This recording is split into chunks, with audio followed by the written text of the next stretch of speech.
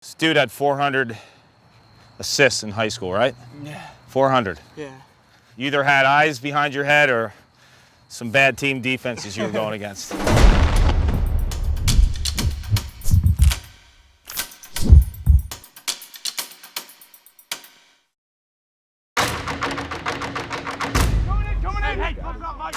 The glory days of Princeton lacrosse were the 90s and the 2000s. They won 6 national championships.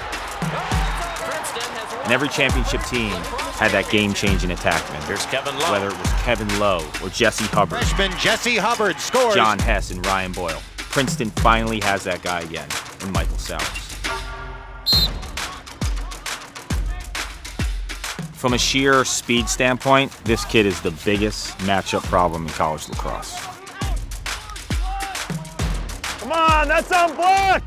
When I watch Michael play, he's Jordan Wolf 2.0.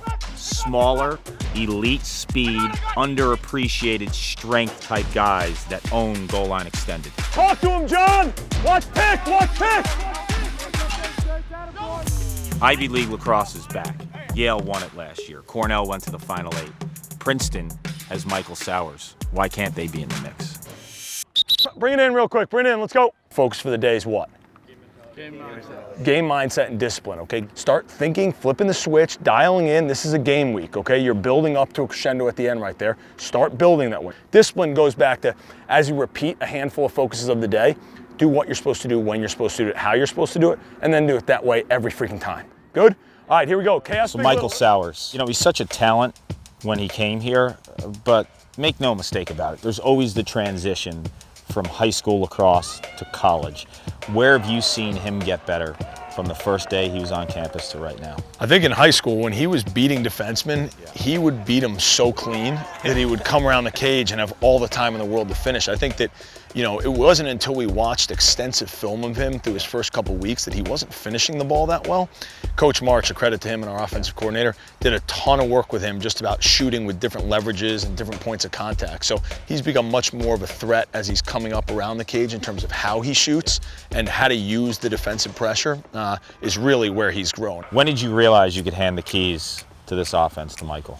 He earned it. I think when he came on campus his freshman year, I think it took some time through the fall to sit, watch film with myself, Coach March, and just really get a feel for the offense. But when he came in, when we started playing in the spring, he was able to come in and command huddles right away because of the work he had done off the field. And I think that's the most important piece of it. I think that, you know, as a true leader, you got to lead from the back and serve. And he didn't come in and assert himself right away. He came in, learned the system, you know, developed the rapport with his teammates, and then earned the respect to speak up in those moments. And our guys didn't bat an eye. You know, the points that you've put up in 2 years are incredible. It's the most in Princeton history. Over the course of the first 2 years, you scored more than anyone else. What was the moment that you understood, okay, Division I lacrosse, I can still be the type of player I was in high school, but at the college level? I think that my freshman fall was definitely very up and down. I really didn't start to really believe in myself until that early spring. And a big reason for that was Gavin McBride. I mean, I just tried to tag along with him and just, I mean, his work ethic is unmatched and I've never been around anything like it. How much of the attack position is this mental? I think 100%. How so? I think that, you know, just lacrosse in general is such a mind game. You could be the greatest player in the world, but if you have no confidence, it's going to be tough. If someone's to coach Michael Sowers, what's the advice that you'd give them? Man, that's a good question.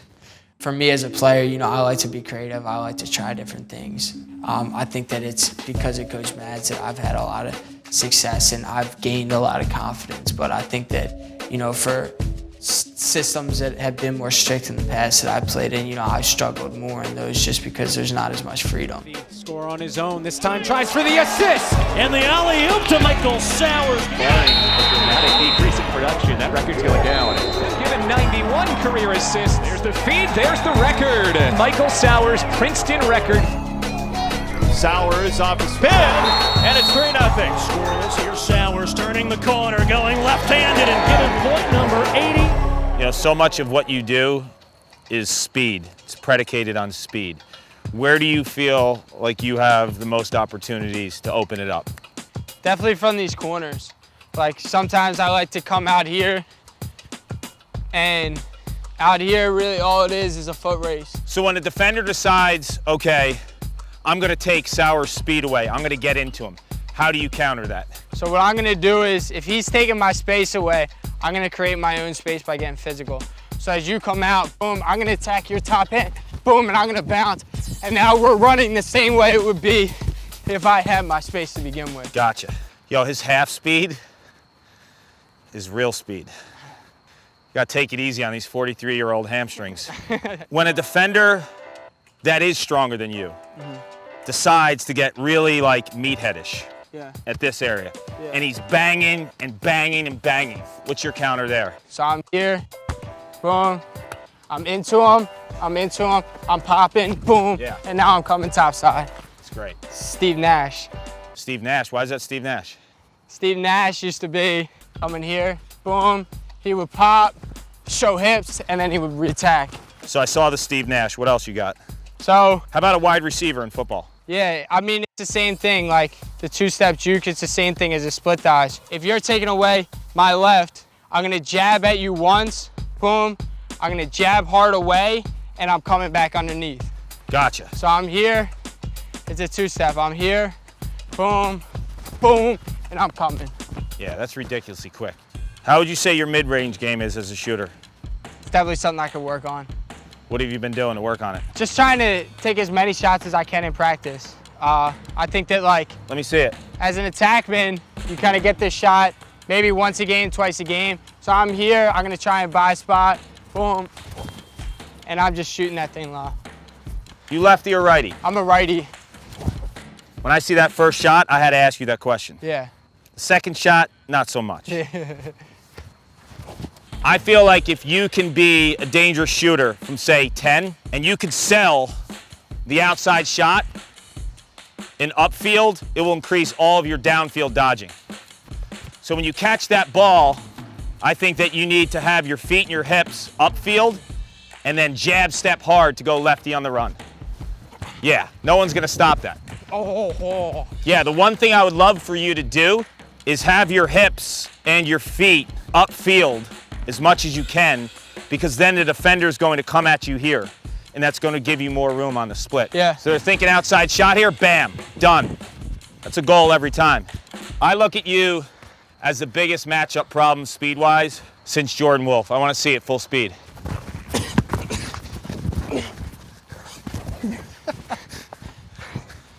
It's too much. Yeah. I was able to run in the beginning. Yeah.